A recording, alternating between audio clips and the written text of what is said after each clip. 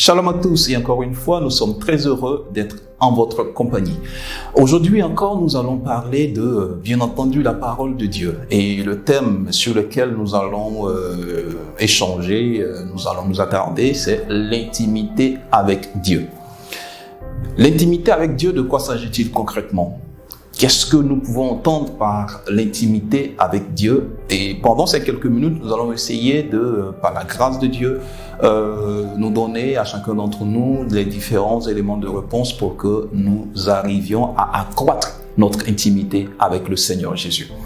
Le texte que nous allons lire se trouve dans le livre de l'Exode, Exode chapitre 32. Il s'agit de qui? Il s'agit d'une relation entre Moïse, ce héros de la foi, ce héros de l'Ancien Testament, une relation qui était une relation intime entre l'Éternel Dieu et Moïse.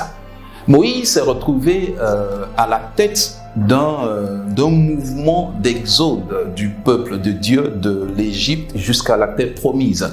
Mais dans cet exode-là, dans le chemin sur le désert, il y a eu beaucoup de circonstances qui se sont passées, beaucoup de situations qui se sont passées. Et cela a permis à Moïse d'établir une sorte d'intimité véritable avec Dieu. Pourquoi Dieu a-t-il décidé de parler comme il a parlé à Moïse?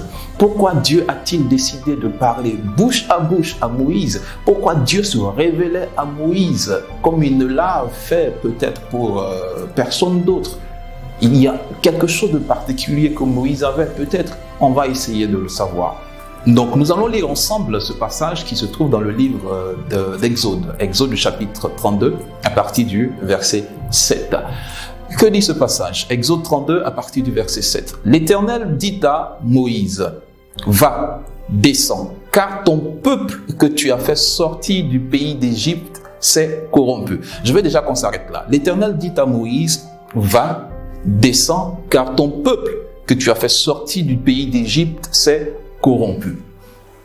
Pourquoi l'Éternel dit à Moïse, ton peuple que tu as fait sortir du pays d'Égypte s'est corrompu? Pourquoi est-ce que Dieu arrive à utiliser une expression qui met Moïse en quelque sorte responsable de ce peuple? C'était comme si Dieu se désengageait en fait du peuple d'Israël. Mais en fait, c'est parce que Israël avait péché contre Dieu.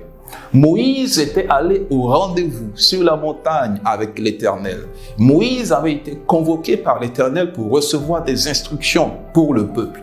Et pendant son absence, pendant l'absence de Moïse, le peuple d'Israël a décidé, puisque Moïse était allé pendant longtemps, il ne venait pas, il ne descendait pas. Donc le peuple s'est dit, écoute, si Moïse ne descend pas, il n'y a plus personne pour nous donner une orientation, ainsi de suite. Donc il faut que nous fassions un nouveau Dieu. Et donc ils ont fait ce qu'on appelait, la Bible appelait un veau d'or. Et ils se sont prosternés devant ce veau d'or et ils ont dit que ce veau d'or était leur Dieu. Donc l'Éternel Dieu n'était pas content de l'attitude du peuple. Il dit à Moïse, ton peuple que tu as fait sortir d'Égypte s'est corrompu. Au verset 8, ils se sont complètement écartés de la voie que je leur avais prescrite. Ils se sont fait un veau en fonte. Ils se sont prosternés devant lui. Ils lui ont offert des sacrifices. Et ils ont dit, Israël, voici ton Dieu qui t'a fait sortir du pays d'Égypte.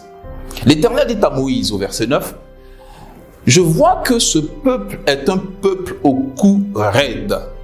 Le verset 10, maintenant laisse-moi, ma colère va s'enflammer contre eux et je les consumerai, mais je ferai de toi une grande nation. On va déjà s'arrêter au verset 10. Regardez un peu, je voudrais attirer votre attention sur l'entretien qu'il y a eu là entre Moïse et l'Éternel. Qui est Moïse pour que l'Éternel dise à Moïse tous ses projets pour le peuple?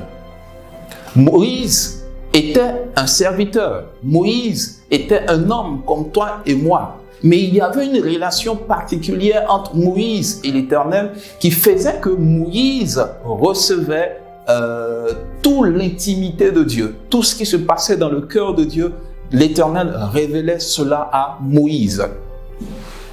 Moïse recevait des instructions de Dieu, comme aucun des enfants d'Israël dans ce désert ne pouvait recevoir. Moïse était, si vous voulez, en quelque sorte, en ce moment-là, l'ami intime de Dieu.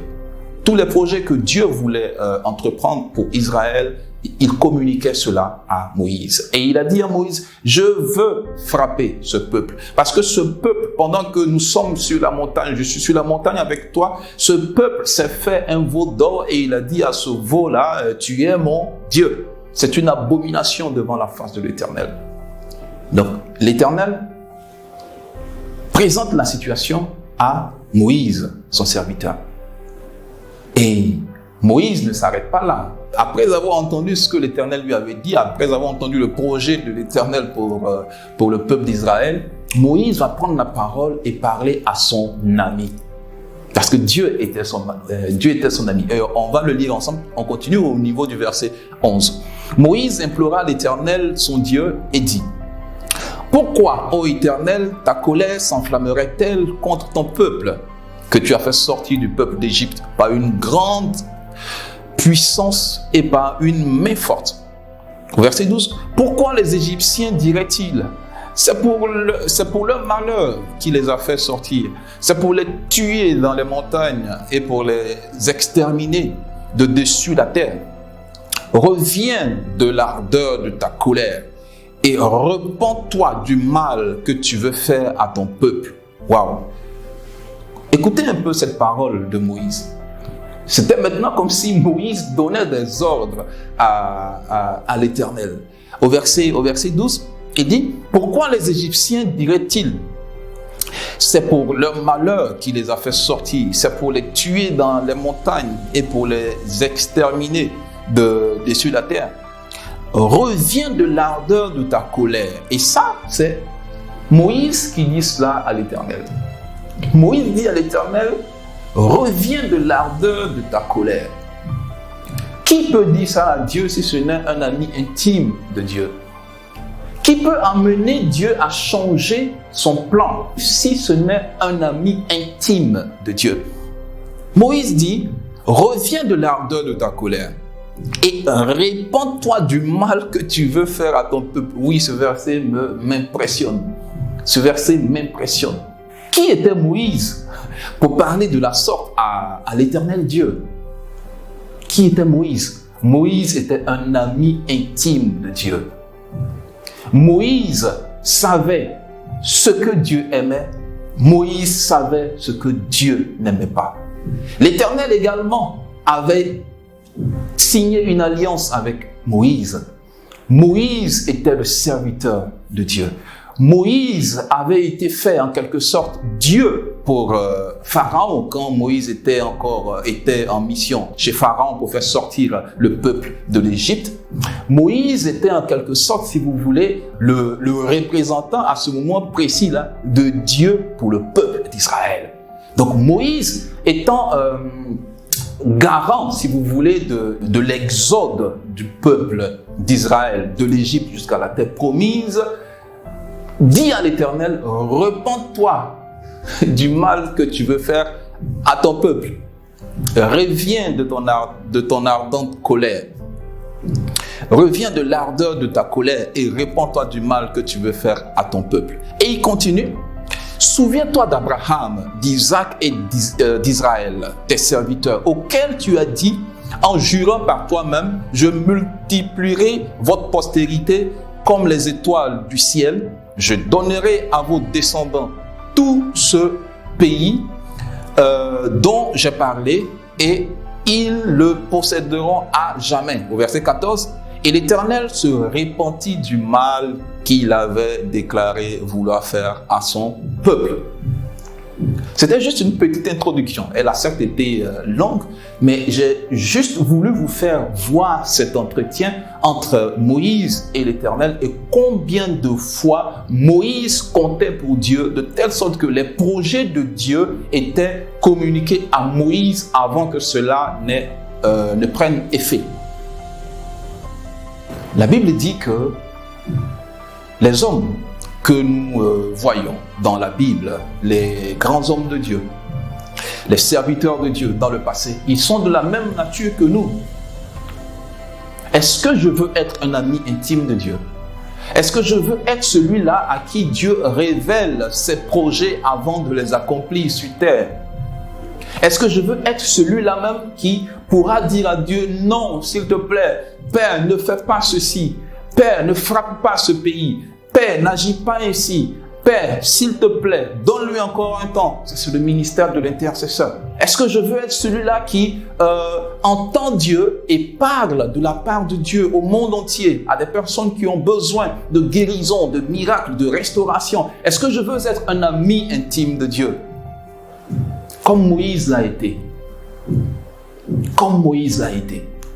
Toujours en gardant l'exemple de Moïse, nous devons comprendre, en lisant tout le livre d'Exode, je vous invite même à lire tout le livre d'Exode, vous allez comprendre combien de fois Moïse ne faisait jamais rien sans consulter l'Éternel. Moïse ne faisait jamais rien sans consulter l'Éternel. Et même la mission qu'il avait en Égypte, ce pourquoi il est reparti en Égypte, c'était une feuille de route qu'il avait reçue de l'Éternel. L'Éternel Dieu lui avait tout révélé. Nous pouvons être également des amis intimes de Dieu. Nous pouvons être ceux-là à qui Dieu confie ses projets avant exécution. Nous pouvons être ces intercesseurs-là qui arrivent à faire changer la volonté de Dieu pour un peuple. C'est ça le ministère de l'intercesseur, le ministère de l'intercession. Implorer la faveur de l'Éternel pour un peuple, implorer la faveur de l'Éternel pour une personne, implorer la faveur de l'Éternel pour des hommes et des femmes. Dire à l'Éternel, Père, s'il te plaît, que ta colère ne s'enflamme pas contre cet homme. Il comprendra. Je prie pour lui. Je lui parlerai. Il comprendra. Il rentrera au ciel. Tel est le ministère de l'Église. Tel est votre rôle. Nous devons être des amis intimes de l'Éternel. Des amis intimes à qui Dieu va révéler son projet. Des amis intimes à qui Dieu va révéler pendant que tu es en train de dormir dans ta couchette. L'Éternel te révèle ce qu'il compte faire dans la vie de telle personne. L'Éternel te révèle l'état de vie d'une telle personne et t'envoie pour aller aider cette personne à sortir de sa situation. Si tu n'es pas intime à Dieu, si tu n'as pas une relation intime et sincère avec Dieu, tu ne peux pas rentrer dans cette dispensation. Tu ne peux pas entendre Dieu. Tu seras comme sur un autre réseau. Tu ne vas pas arriver à te connecter au réseau du Saint-Esprit. Mais qu'est-ce qu'il faut faire pour être un intime de Dieu? C'est la question certainement que tu me poseras.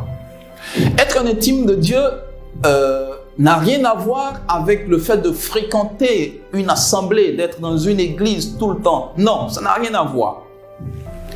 Être un intime de Dieu n'est pas le fait de faire des offrandes ou de payer sa dîme. Ce sont de très bonnes choses, mais ça n'a rien à voir. Être intime de Dieu, ce n'est pas le fait de prêcher à tous les carrefours, dans des différents endroits. C'est très bon, mais ça n'a rien à voir. Ça va au-delà de cela. L'intimité avec Dieu commence avec d'abord le choix de Dieu. L'intimité avec Dieu, c'est d'abord Dieu qui fait un pas vers l'homme. Parce que l'homme ne peut pas de lui-même s'approcher de Dieu. Regardez, quand vous lisez Exode, c'est Dieu qui s'est présenté à Moïse. Pendant que Moïse était en train de paître les troupeaux de Jéthro, son beau-père. Moïse était, si vous voulez, déconnecté de Dieu. Mais quand Dieu a décidé de se révéler à Moïse, Dieu l'a fait à travers le buisson ardent, où Dieu a appelé Moïse et Dieu lui a confié la mission d'aller en Égypte, de retourner en Égypte et de faire sortir le peuple de Dieu de la captivité de l'Égypte. Il y avait d'abord une descente de Dieu vers l'homme. Dieu doit descendre vers toi. Tu me poseras la question, mais comment Dieu va descendre? Mais oui, Dieu est déjà descendu.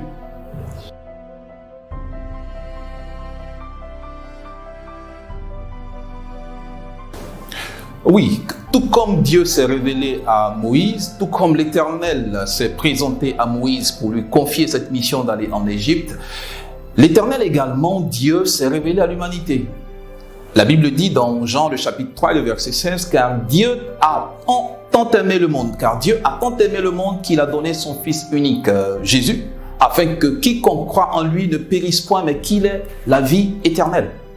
L'amour de Dieu s'est manifesté en ce sens que pendant même que nous étions encore pécheurs, pendant même que nous étions encore séparés de Dieu, Dieu a donné son Fils pour que l'humanité soit sauvée. Le pas de Dieu a été fait. Dieu est venu vers toi. Son Fils Jésus est venu. Il a vécu sur cette terre. Il a été maltraité. Il a été crucifié. Il est mort et il est ressuscité. Et par lui, c'est la main tendue de Dieu pour l'humanité. C'est la main tendue de Dieu pour toi. La résurrection de Christ est en quelque sorte la nouveauté de vie dans laquelle toi et moi nous devons rentrer. C'est une occasion que nous devons saisir pour rétablir à nouveau notre communion et notre connexion avec Dieu. Grâce au sacrifice de Jésus accompli à la croix, grâce à sa mort, au sang de Jésus qui a coulé, mes péchés, tes péchés sont pardonnés. Les péchés qui constituaient en quelque sorte une barrière entre nous et Dieu, ces péchés sont tombés. Si nous mettons notre foi en Jésus, si nous acceptons l'œuvre salvatrice que Jésus a accomplie à la croix, nous sommes automatiquement dans l'intimité de Dieu. Donc cette intimité mérite bien entendu d'être entretenue.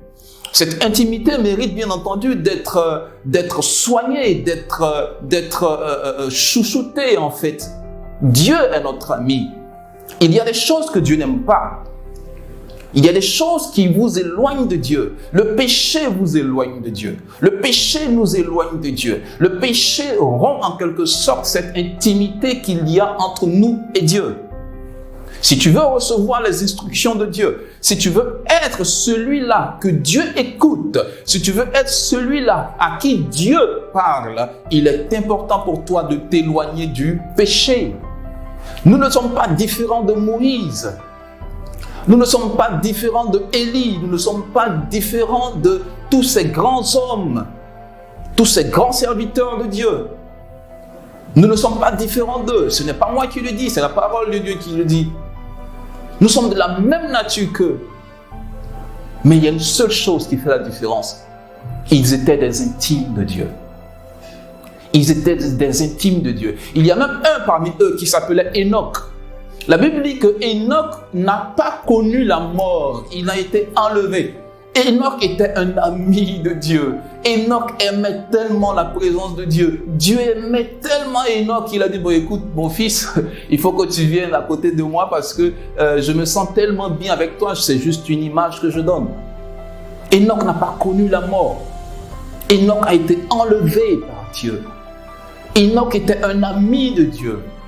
Pour maintenir cette intimité avec Dieu, il est important que nous sachions. Comme je le disais tout à l'heure, Moïse ne faisait rien sans demander à Dieu. Combien de fois tu as entrepris des actions et des activités ou des affaires sans demander à Dieu, sans demander l'avis de Dieu? Tu as attristé à plusieurs reprises le Saint-Esprit qui était en toi. La Bible dit qu'il n'appartient pas à l'homme de guider ses pas quand il marche.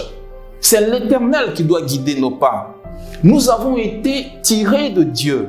Nous sommes, si vous voulez, à l'image et selon la ressemblance de Dieu. Dieu est notre essence. Dieu est notre raison d'être.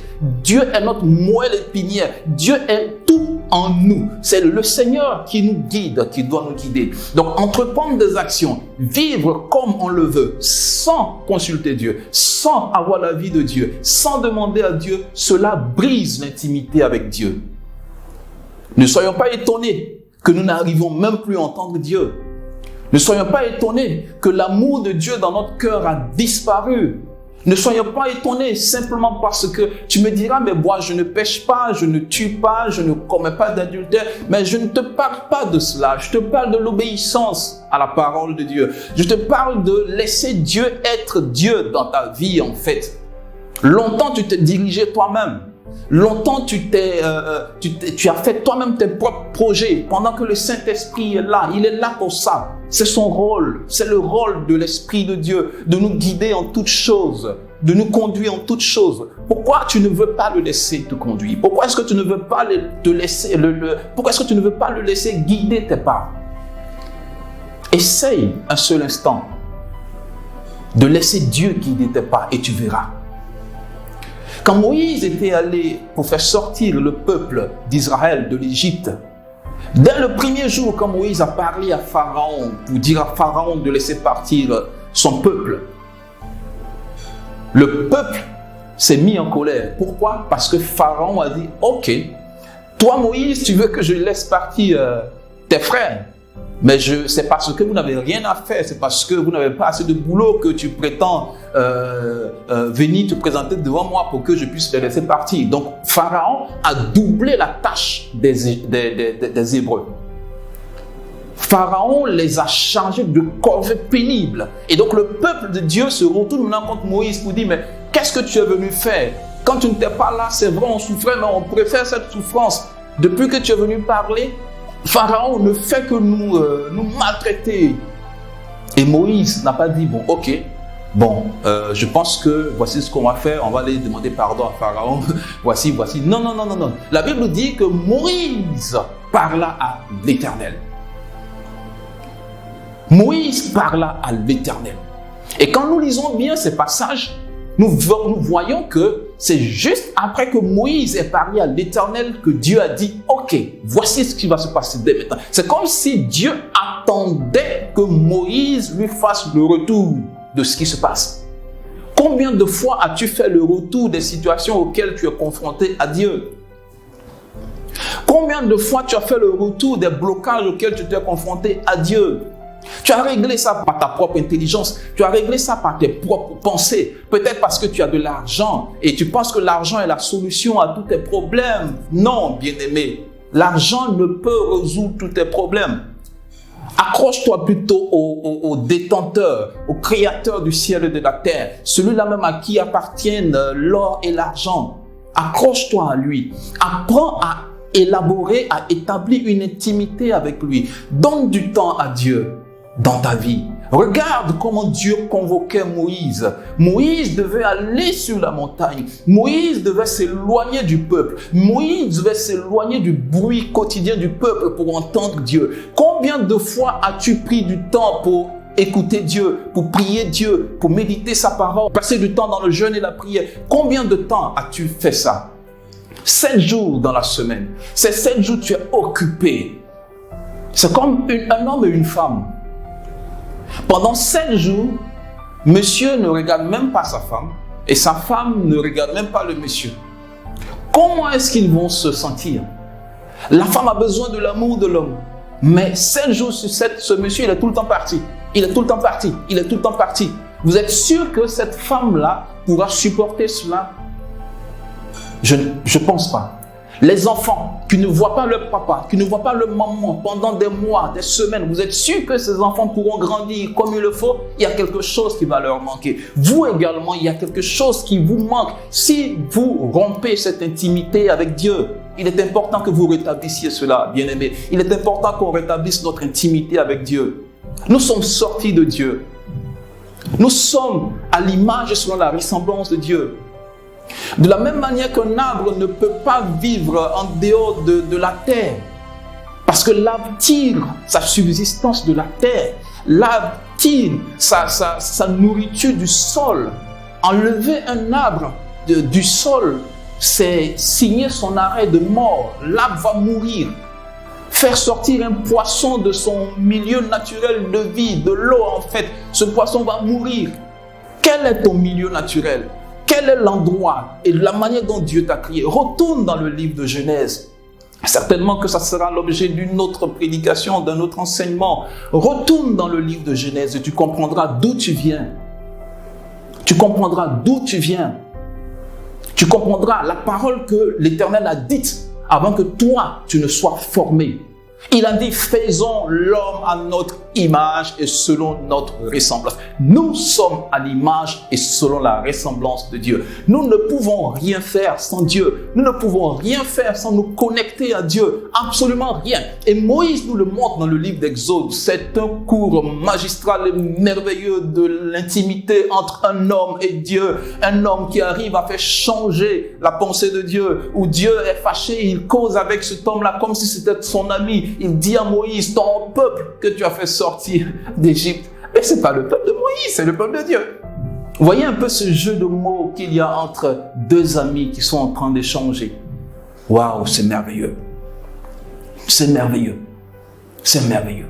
Serviteurs de Dieu, servantes de Dieu, vous tous qui m'écoutez, il est important d'établir une communion intime et sincère avec Dieu.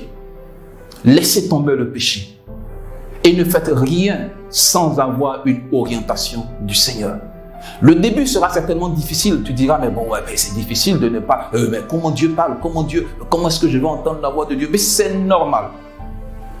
Parce que tu as été coupé pendant longtemps. Donc tu as l'impression que tu ne sais même pas comment ça va se passer. Mais laisse Dieu agir dans ton cœur. Passe du temps avec Dieu. Passe du temps avec Dieu. Il y a certaines activités que tu dois mettre en veilleuse. Peut-être que tu passes trop de temps devant la télévision. Peut-être que tu passes trop de temps devant Internet et tu n'arrives plus à prier.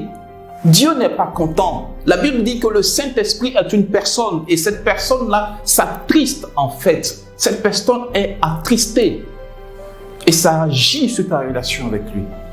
Et ça agit sur tes activités. Tu ne prospères pas. Et tu as l'impression que l'inconverti, celui qui ne connaît même pas Jésus, prospère plus que toi. Oui, c'est normal. Parce que celui qui ne connaît pas Jésus n'a pas l'alliance avec Jésus, il a une alliance avec quelqu'un d'autre. Il a une alliance avec Satan. Donc tu ne peux pas avoir donné déjà ta vie à Jésus et ensuite refuser d'obéir à ce qu'il te demande. Bien-aimé, c'est en quelque sorte les paroles que le Seigneur m'a données pour vous aujourd'hui. Revenons de notre désobéissance. Revenons de notre vie de péché vis-à-vis de l'Éternel. Et Dieu est prêt pour faire de nous ses amis. Dieu est prêt pour faire de nous ses amis intimes. Nous allons ensemble prier le Seigneur. Je vais prier pour que véritablement la grâce de Dieu, parce que c'est une grâce, nous ne méritons rien, que cette grâce et que cette faveur nous soit communiquée à tous, à nous tous, et vous qui me suivez également, que cette grâce de l'intimité avec Dieu vous soit communiquée, que cette douceur de la voix de Dieu vous soit communiquée, que cette plénitude de la présence de Dieu vous soit communiquée et que vous soyez à nouveau reconnectés avec le Saint-Esprit. Vous tous qui avez été à un quelconque moment de votre relation avec Dieu court-circuité par le péché, court-circuité par une situation de déception, court-circuité par quoi que ce soit, le Saint-Esprit veut restaurer votre communion avec Dieu. Nous allons prier ensemble. Père éternel, je te dis merci pour tous ceux qui m'ont écouté. Je te dis merci pour tous ceux à qui tu as parlé aujourd'hui.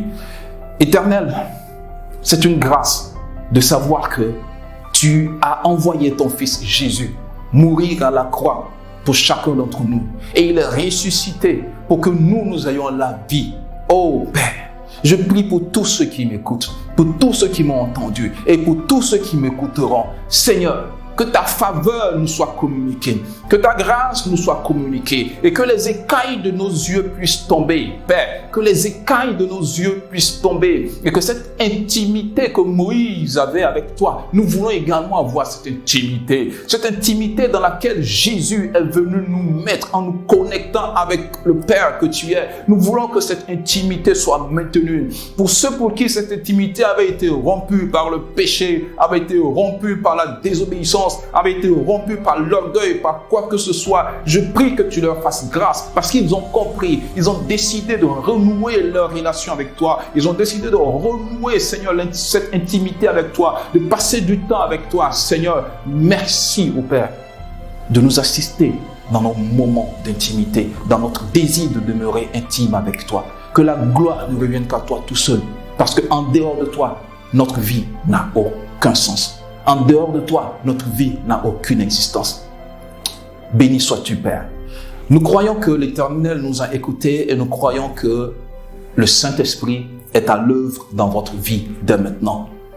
Vous n'avez qu'une seule chose à faire, de croire que Jésus est prêt à repartir avec vous et vous verrez cela s'accomplir. Abandonnez le péché et le Seigneur se glorifiera dans votre vie.